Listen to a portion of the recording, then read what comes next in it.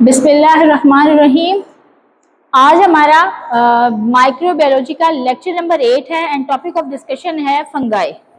Topic of discussion है फंगाई। सबसे पहले fungi are the micro organisms. ये भी बहुत ज़्यादा मतलब नेकेड आई से आप इनको नहीं देख सकते। ये माइक्रो ऑर्गेनिजम्स होते हैं और बहुत ही माइन्यूट होते हैं। सिंगल को हम क्या कहते हैं? सिंगल फंगस कहते हैं। अच्छा, उर्दू में इसका मतलब क्या है? फफूंदी।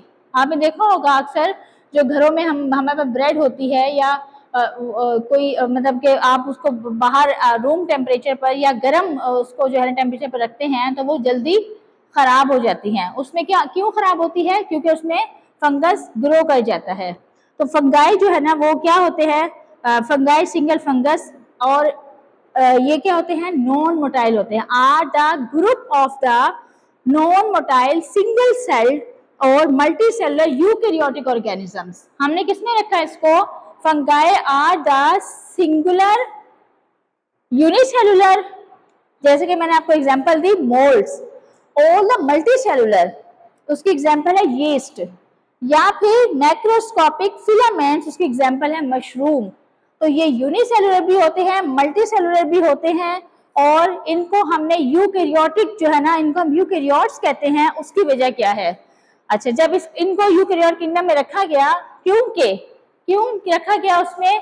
क्योंकि इनके अंदर true cell membrane, true nucleus and true organelles जो है ना मौजूद हैं। इसके अलावा जब शुरू में जो है ना इसको किस ग्रुप में रखा गया था? थैलोफाइट्स में रखा गया था। थैलोफाइट्स ग्रुप में रखा गया था और जो थैलोफाइट्स है वो किस ग्रुप से बिलोंग करता है? प्लांट किंगडम से वो बिलोंग करता है। और थैलोफाइट्स का मतलब क्या है कि थैलस इनकी जो बॉडी होती है ना फंगस की, उसको हम कहते हैं थैलस। क्योंकि थैलस वो बॉडी होती है जिसमें कोई डिस्टिंक्ट जो है ना, देखें अब इसके ये क्या है? इसके ये लग रहा है कि प्लांट्स की तरह जो है इसके स्ट्रक्चर में ये क्या है? रूट्स मौजूद हैं, लेकिन ये रूट्स नहीं है। बेसिक स्ट्रक्चर जो है ना फंगस का ये है कि इसमें जो है ना आपके पास हाइफी होते हैं, फिलामेंट लाइक स्ट्रक्चर होता है और ये हाइफी जो है ना ऊपर जाके जब वो कुछ जो है ना स्पोर्स फॉर्मेशन कर रहे होते हैं, ये स्पोर्स बना रहे होते हैं और इन्हीं स्पोर्स से फर्दर इनकी क्या हो रही होती है? रिप्रोडक्शन भी हो रही होती है। अब जो नीचे देखा जाए तो बहुत सारे जो हाइफी हैं वो नीचे जो है ना क्या है? उनका मजमुआ मौजूद है। जो नीचे है उनको कलेक्शन ऑफ हाइफी जो है ना is called as the mycelia. ठीक है, अब ये देखें रूट्स लाइक स्ट्रक्चर है, लेकिन इनको थैलोफाइट्स में इसलिए रखा गया था जो कि बिलोंग करता है प्लांट किंगडम्स, क्योंकि इनके अंदर कोई भी डिस्टिंक्टिव रूट्स या स्टेम मौजूद नहीं था या शूट्स जो है ना इसमें मौजूद नहीं है। अच्छा, लेकिन अब जो है ना इसको हम इंडिपेंडेंट किंगडम के तौर पे ट्रीट करते हैं और about 90,000 fungal species has been described. कितनी? एमसीक्यूज पॉइंट ऑफ व्यू से ये इंपॉर्टेंट है। तकरीबन 90,000 जो स्पीशीज हैं फंगस की वो क्या हो चुकी हैं? अब तक डिस्कवर्ड हो चुकी हैं।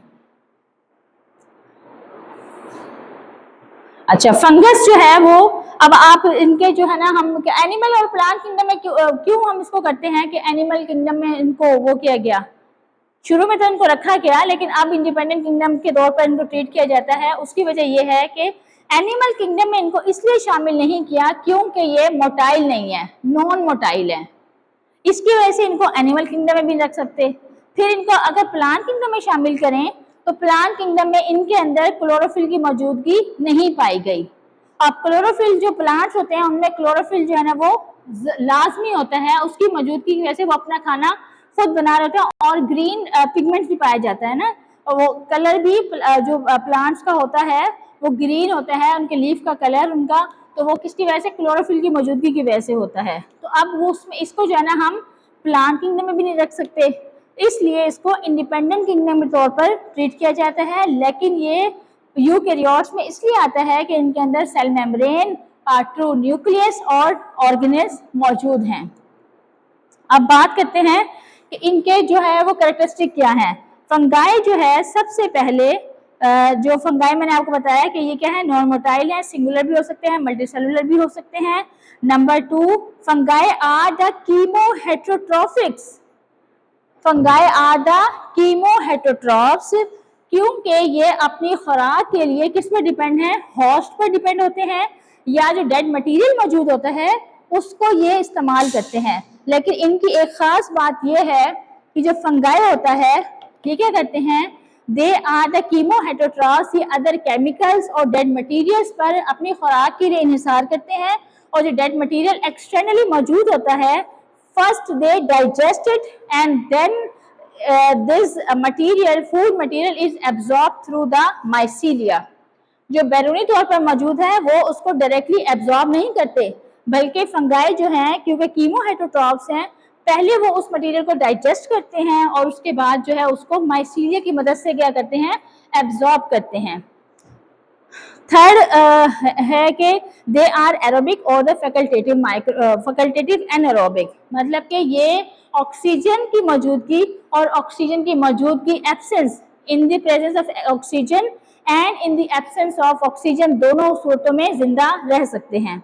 दे डिवाइड सेक्चुअली, अच्छा ये सेक्चुअली भी डिवाइड होते हैं और एसेक्चुअली भी डिवाइड होते हैं, रिप्रोडक्शन में दोनों तरह से होती है। उसके बाद जो है दे आर थैलॉइड ऑर्गेनिज्म, जो बॉडी है फंगाई की वो क्या कहलाती है, थैलस, और इनको हम इसीलिए थैलॉइड ऑर्गेनिजम्स भी कहते हैं।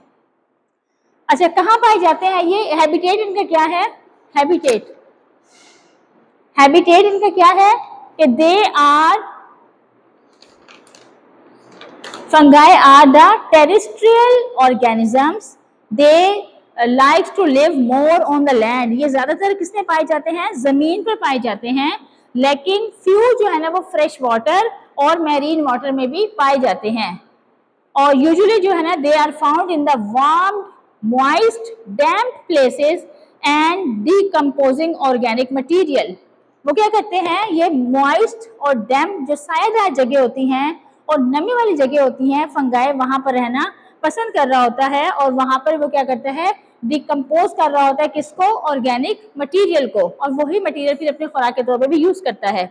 मैनी आर द पैथोजेनिक, इसमें ज्यादातर जो है ना वो क्या होते हैं, पैथोजेनिक होते हैं, और क्या करते हैं, इन्फेक्ट करते हैं प्लांट्स को भी और एनिमल्स को भी।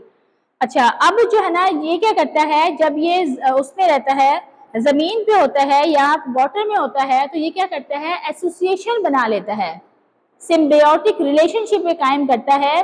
जब ये हार्मफुल रिलेशन कायम करता है तो वो क्या कहलाते हैं, पैरासिटिक फंगाई कहलाते हैं ना। जब वो क्या कर देते हैं, इन्फेक्ट कर देता है एनिमल्स को भी और प्लांट्स को भी। लेकिन बाज़ औक़ात जो है ना ये क्या करता है, रिलेशनशिप जो बनाता है, अगर ये जो फंगाई वो है वो प्लांट्स की रूट्स के साथ रिलेशनशिप कायम करे तो उसको हम क्या कहते हैं, माइकोराइजी। ये रिलेशनशिप क्या कहलाता है, फिर वो क्या बन जाता है, माइकोराइजी। अगर वो फंगाई जो है ना रिलेशनशिप बनाता है एल्गा के साथ या सियानोबैक्टीरिया के साथ, तो वो जो रिलेशनशिप है वो क्या कहलाती है, लिचेंस कहलाती है। और एमसीक्यूज पॉइंट ऑफ व्यू से ये दोनों टर्म्स जो है ना बहुत इंपॉर्टेंट है। अब आ जाए फूड और न्यूट्रिशन, वो तो मैंने आपको बताया कि वो डेड मटेरियल ऑर्गेनिक मटेरियल पर डिपेंड कर रहा होता है, और जो ऑर्गेनिक मटेरियल एक्सटर्नली मौजूद होता है उसको फर्स्ट वो एक्सटर्नली डाइजेस्ट करते हैं और फिर माइसीलिया की मदद से उसको एब्जॉर्ब कर लेता है, खुराक के तौर पर यूज करता है। अब आ जाए स्ट्रक्चर पर, जो आपके पास इसका स्ट्रक्चर है वो इस तरह से है कि इनमें सेप्टा मौजूद होता है, कुछ ए सेप्टा कहलाते हैं।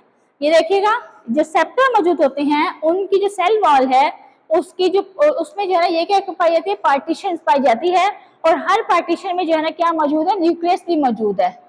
लेकिन जो ए सेप्टा होता है उसमें कंपार्टमेंट्स या पार्टीशन नहीं पाई जाती, और उसमें जो है ना न्यूक्लियस जो है ना आपको मौजूद नजर आते हैं। अब इसमें क्योंकि ट्रू न्यूक्लियस है, ट्रू मेम्ब्रेन, तो composition of cell wall is made up of the chitin, beta glucans क्या है, polysaccharides made of the glucose monomers. Third है ergosterol, same function as the cholesterol. Reproduction अब कैसे होती है इसमें, यीस्ट, इसके एसेक्सुअल रिप्रोडक्शन होती है बाय बडिंग के जरिए, और सेक्सुअल और एसेक्सुअल रिप्रोडक्शन जो किसके जरिए होती है, स्पोर फॉर्मेशन के जरिए होती है। अब हमने फंगाई को इनके उसके हिसाब से मतलब कि जो ये डिजीज कॉज करते हैं उस हिसाब से जो है ना इनको 4 मेजर डिविजन्स में डिवाइड किया गया जाइगोमाइसाइट्स, एस्कोमाइसाइट्स, बेसिडियोमाइसाइट्स एंड काइटरियोमाइसीट्स। अगर हम बात करें जाइगोमाइसाइट्स की, ये डिवीजन जो है ये कौन से हैं zygomycete? They grow on the bread. Zygomycetes जो स्पीशी है ये क्या करती है? फंगस की ग्रो कहाँ पे करती है?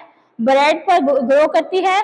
और इसकी जो नाम है ब्रेड मोल्ड, क्या नाम है उसका फंगस का? Rhizopus सियोलेनिफी। Rhizopus siolenifi is very common member of this division। ये बेटा एमसीक्यू पॉइंट ऑफ व्यू से इंपॉर्टेंट है। एस्कोमाइसीट्स ये भी कहाँ पे पाया जाता है? ज्यादातर plants more abundant in the warm and the humid areas। The division ascomycetes, Ascomycota contains the fungi called as the ascomycetes, commonly known as sect fungi। ये क्या कहलाते हैं? ascomycetes sect fungi कहलाते हैं, क्योंकि जो आपके स्किन के इन्फेक्शन है, नेल के इन्फेक्शन है, डेंड्रफ है, वो किसकी वजह से होती है? एस्कोमाइसीट्स की वजह से होती है, और इसलिए इसको हम सेक्ट फंगाई भी कहते हैं। और ये किस पे रिलाई कर रहे होते हैं?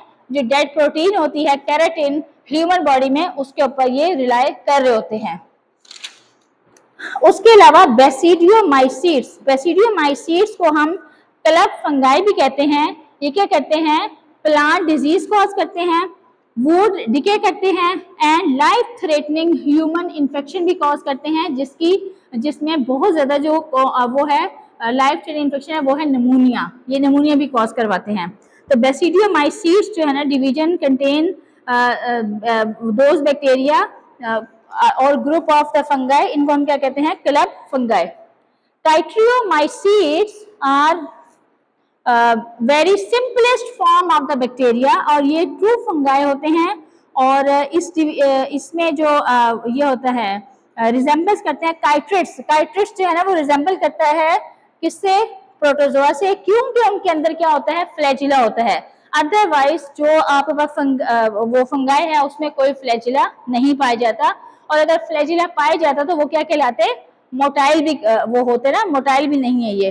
तो जो काइट्रियोमाइसीट्स है ये सिंपलेस्ट ऑफ द फंगाई हैं, और इसमें ये रिजेंबल करते हैं किससे? प्रोटोजोआ से, क्योंकि इनके अंदर फ्लैजिला होता है। अदरवाइज दूसरे जो हमारे पास जितनी भी स्पीशीज हैं उसमें कोई फ्लैजिला मौजूद नहीं है। तो ये स्ट्रक्चर आपने देख लिया है।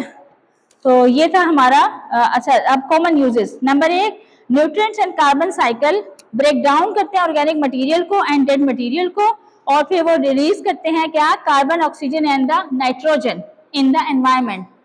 ये क्या करते हैं? डिके करते हैं, डिकम्पोज करते हैं ऑर्गेनिक मटेरियल को, डेड मटेरियल को। उसके नतीजे में वो क्या रिलीज करते हैं? Carbon, nitrogen and oxygen.